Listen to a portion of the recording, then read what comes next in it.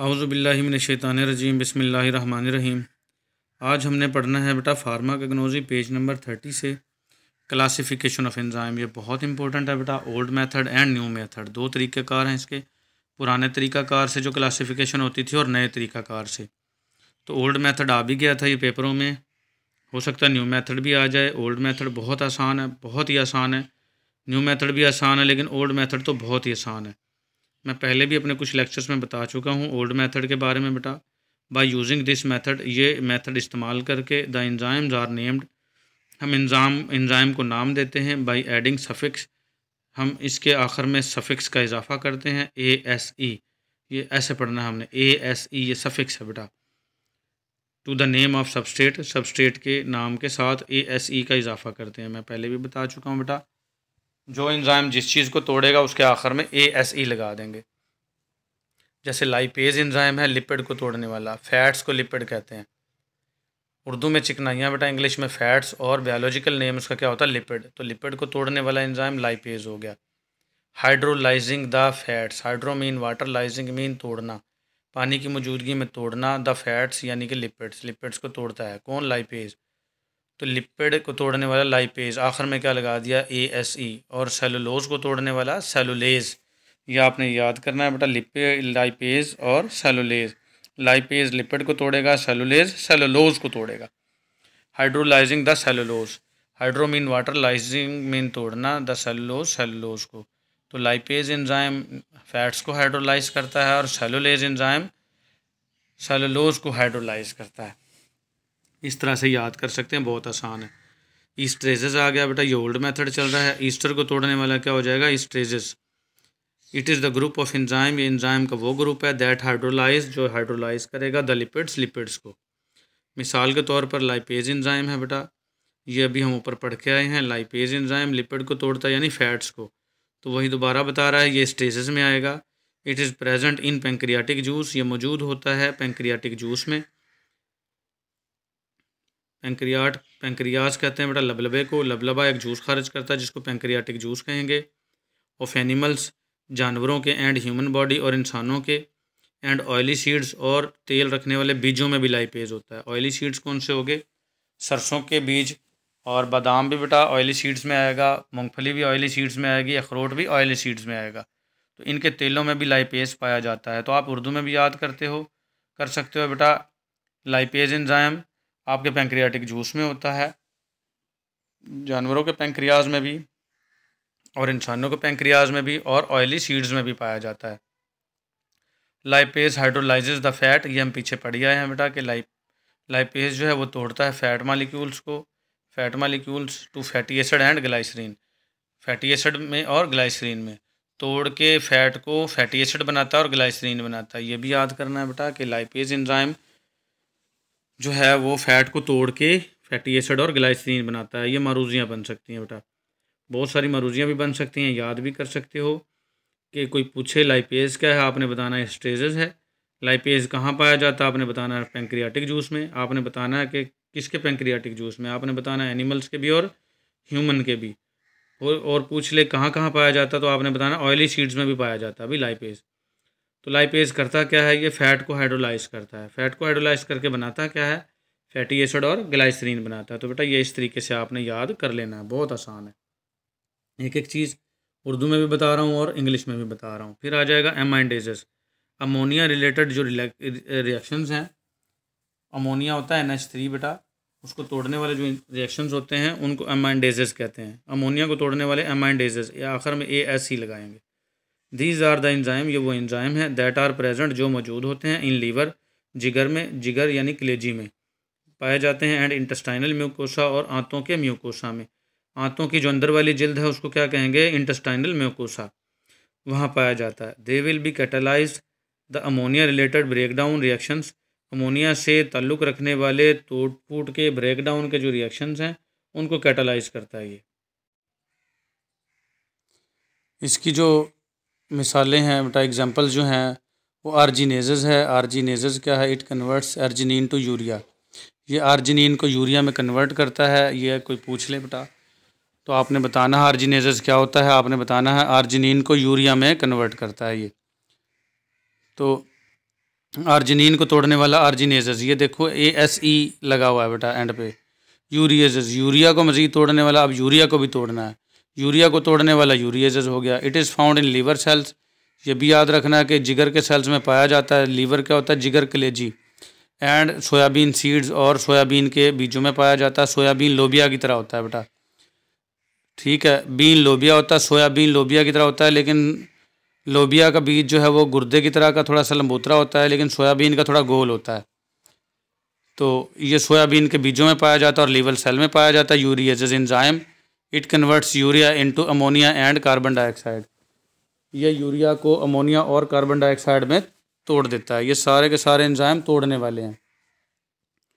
پھر آ جائے گا نیوکلیزز، nucleic acid کے جو چیزیں ہیں ان کو توڑنے والا انزائم نیوکلیزز کہلائے گا۔ These are the group of enzyme, یہ انزائم کا وہ گروپ ہے دیٹ ایکٹ، جو اثر انداز ہوتا ہے ان نیوکلیوٹائڈز کے اوپر۔ نیوکلیوٹائڈز کیا ہوتے ہیں؟ ایگزامپل کیا ہے بیٹا اس کی؟ رائبو نیوکلیزز، رائبو نیوکلیز کہتے ہیں بیٹا RNAs، رائبو نیوکلک ایسڈز، اور ڈی آکسی رائبو نیوکلیزز DNA۔ RNA کو توڑنے والا رائبو نیوکلیزز ASE یہ انزائم ہے، اور DNA کو توڑنے والا ڈی آکسی رائبو نیوکلیزز ASES لگا ہوا لاسٹ میں بیٹا، ٹھیک ہو گیا۔ آپ نے ایسے یاد کرنا ہے، RNA کو توڑنے والا R سے RNA، R سے رائبو نیوکلیزز، اور DNA D سے ڈی آکسی رائبو نیوکلیزز، بس ایسے یاد کر لینا ہے۔ کاربوہائیڈریٹس کہتے ہیں بیٹا شوگرز کو، تو کاربوہائیڈریٹ کو توڑنے والا carbohydrates. This class is named after those enzyme, یہ کلاس نام دیا جاتا ہے ان انزائمز کے ساتھ دیٹ کین کیٹالائزز، جو تیز کرتے ہیں بریک ڈاؤن، توڑ پھوڑ آف شوگر مالیکولز کی ان بایولوجیکل ریئیکشن میں۔ یہ نام ان انزائم کو دیا جاتا ہے جو شوگر مالیکولز کی جو بریک ڈاؤن کی ریئیکشنز ہیں ان کو تیز کرنے کے لیے استعمال ہوتے ہیں۔ جیسے سکریز ہے بیٹا، یہ پیچھے بھی میں پڑھا کے آیا ہوں ابھی چینی ہوتی ہے سکروز کو توڑنے والا انزائم کیا ہوتا ہے؟ سکریز۔ It is present in یسٹ and intestinal juice, یہ یسٹ میں، خمیر میں اور انٹسٹائنل جوس آنتوں کے جوس میں پایا جاتا ہے۔ آنتیں کچھ رطوبتیں خارج کرتی ہیں بیٹا، ان کو انٹسٹائنل جوس کہتے ہیں۔ میدا جوس خارج کرتا ہے، اس کو گیسٹرک جوس کہتے ہیں۔ پینکریاس جوس خارج کرتا ہے، اس کو پینکریاٹک جوس کہتے ہیں۔ تو اس طریقے سے نام بھی یاد رکھ سکتے ہو آپ بیٹا۔ اٹ کازز ہائیڈرولائسس آف سکروز، یہ وجہ بنتا ہے سکروز کی توڑ پھوڑ کی۔ بار بار بتاتا ہوں، ہائیڈرو مین واٹر، لائسس مین توڑنا، پانی کی موجودگی میں توڑنا کیا کہلائے گا؟ ہائیڈرولائسس۔ تو یہ سکروز کی ہائیڈرولائسس کی وجہ بنتا ہے، اور توڑتا کس میں سکروز کو؟ گلوکوز اینڈ فرکٹوز میں، گلوکوز میں اور فرکٹوز میں توڑ دیتا ہے۔ یہ پیچھے جو میں نے انزائم والا لیکچر پڑھایا ہے اس میں توڑ کے بھی دکھایا ہوا ہے، انزائم میں بلیو کلر کی پکچر ہے، تقریباً پیج نمبر 22 یا 23 پہ ہے، آپ دیکھ سکتے ہو اس پہ بیٹا۔ تو یہ سکروز کو توڑ دیا تھا سکریز انزائم نے گلوکوز میں اور فرکٹوز میں۔ پھر آ جائے گا مالٹیز بیٹا، مالٹیز انزائم آپ نے یاد رکھنا ہے، فروٹس میں ہوتا ہے، مالٹے سے یاد رکھتے ہو Maltese enzyme. It is also present in intestinal juice, یہ مالٹیز انزائم بھی آنتوں کے جوس میں ہی پایا جاتا ہے۔ اٹ کنورٹ مالٹوز انٹو گلوکوز، یہ مالٹوز کو گلوکوز میں تبدیل کر دیتا ہے۔ یہ سارا ہم old method of classification enzyme کا پڑھ رہے ہیں بیٹا۔ پھر آ جائے گا پروٹیولائٹک انزائم، پروٹیولائٹک کہتے ہیں پروٹین کو توڑنے والا۔